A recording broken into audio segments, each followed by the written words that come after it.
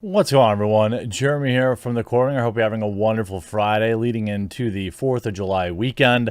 I will be going full America. I will try to keep possession of all 10 of my fingers because, America. If you're in America, I hope you have a fun, safe, happy weekend.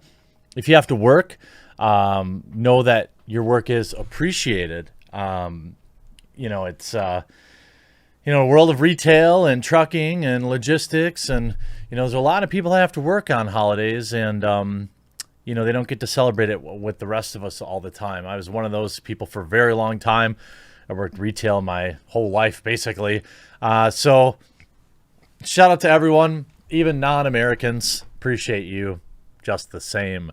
And just in time, by the way, for the 4th of July, Marvel has released a new Captain America comic book that Captain America just no longer believes in the American dream, and it's going to just dump all over his legacy, because that's what modern Marvel comics do. That there's a reason. I do declare that there is a reason that a single manga comic, a single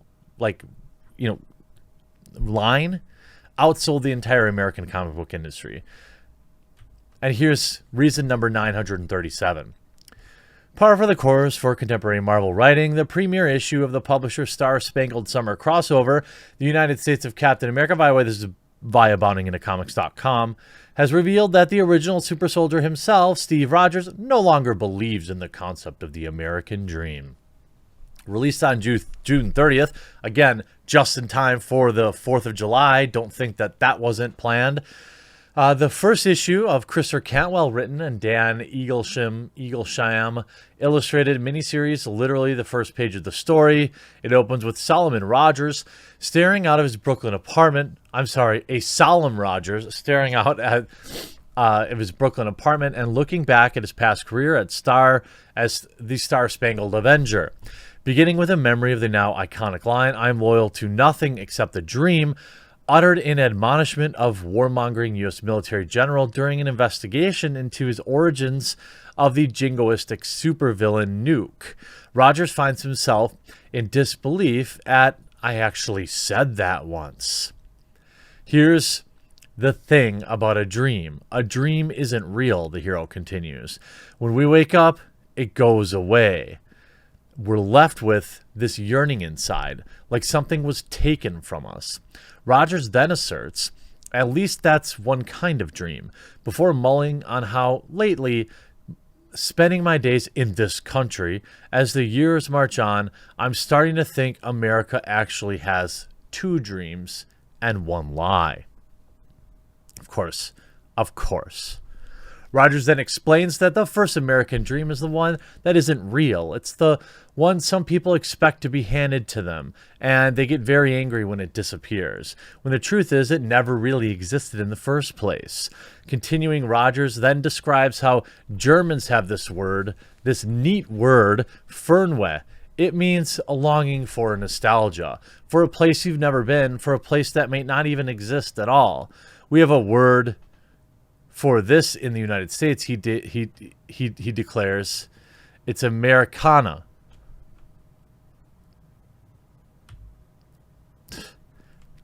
I hate these writers. I hate that these people who hate our country get paid to destroy our beloved superheroes and role models. Like, you could turn any one of 1,000 Marvel superheroes into a self-hating loser all you want, but it had to be Captain America. It had to be. Taking a sponge to his dirty shield in an effort to clean it up before it's potentially given to the Smithsonian to be put on display in yet another trite attempt to force at some sort of synergy between comic books and Marvel Cinematic Universe, Rogers goes on to note that this is the white picket fence fallacy that, if we're not careful, becomes nationalism, jingoism. The dream isn't real. It never was, he argues, because that dream doesn't get along with nicely with reality. other cultures, immigrants, the poor, the suffering. People easily come to be seen as different or un-American. The white picket fence becomes a gate to keep others out. This is so painfully cringe. There is no way that this wasn't written by somebody who has 6 roommates in a studio apartment and all steal Wi-Fi from the Starbucks downstairs. Like, there is no way. Like, bro, the American dream is different for everybody. There are levels to it. Some people, it means having their first kid graduate high school. Some, to have the first kid go to college. Some, it's home ownership. Some, it's leaving their kids a better off than they were. Some, it's about making an impact. Some, it's about leaving a legacy. The idea of the American dream being uniform, like rags to riches, is absurd. There are levels to this, and just like anything, when you set expectations, you instantly increase the chances of being satisfied and achieving those goals.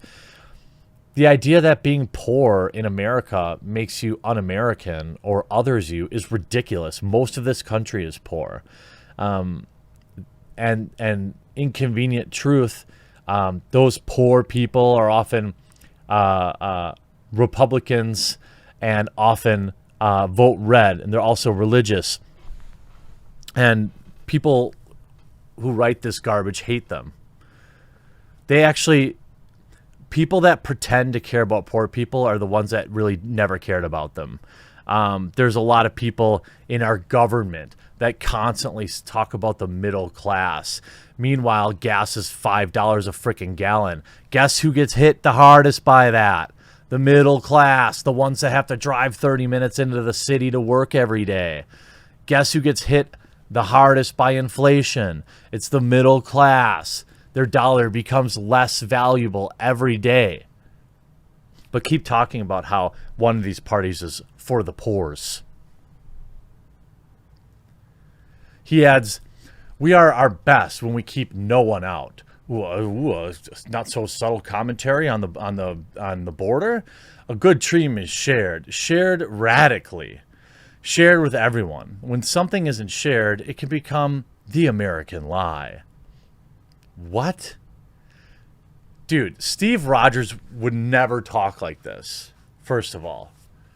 What they're doing here is subverting the character and just dumping on him. Looking up the pennant of his former World War II division, the Real World 1st Infantry 26th Regiment, otherwise known as the Blue Spaders, Rogers expounded, "The lie is a real problem because it comes from a place of an empty promise. A while back, we were told the world would come here for a better life, but too often we turn our backs on them," thinks Rogers. "Instead of a dream, they get handed a raw deal." Okay. Another, God, I hate these anti-American garbage. Okay. Any normal person, the American dream was, even in its like most basic level, isn't about coming to America and just getting handed things and being rich. No, it's called the land of opportunity. Okay? The American dream that they're speaking of, TM, was that people would come here and have an opportunity to make something of themselves. You know? Not they would come here and be handed things. That was never on the minds of immigrants. That isn't on the back then when the American dream was the American dream TM. And I guarantee you it's not on the mind of immigrants now. "We reach for it," he proclaims. "We work, we toil, we struggle, we fight. Together we may never reach it, but never stop trying. That's my dream." Speaking to the plot of the miniseries, Rogers goes on a recap on how the Smithsonian is putting on a special exhibit called Americans Who Fight, before lamenting how he didn't really love the name, because sometimes we fight if we feel like we can handle things another way. And then it goes on, of course, you know, I don't need to worry about spoilers because I know none of you are buying this trash. I mean, you could see here, Turning to images of modern-day Americans, Rogers admit that his image is not only pretty easy to repurpose for people of various agendas, but it's also an easy target when things in the country get bad. And believe me, they can get bad, he asserts. Sometimes it gets so far away from 1940 when I first got injected, it seems pretty ridiculous. I mean, you have, you know, some fat neckbeard. I mean, honestly, I've started to wonder if I divide more than I unite. No. You don't divide. Captain America does not divide Americans. It's the politicization of your character and your beliefs by loser comic book writers. By the way, let me be very clear. They will never do this with Captain America in the movies. You know why? Because he would be rejected. See, normie, pro-America people love Captain America, okay? And if he came out on the big screen and was dumping all over Americans and the American dream and got all political about how, oh, this country, man, oh, I really do, he would be laughed off the screen and there would be boycotts everywhere. They do this because no one actually buys their comic books. So these little political ideologues can do all the damage they want to our culture and our favorite hobbies.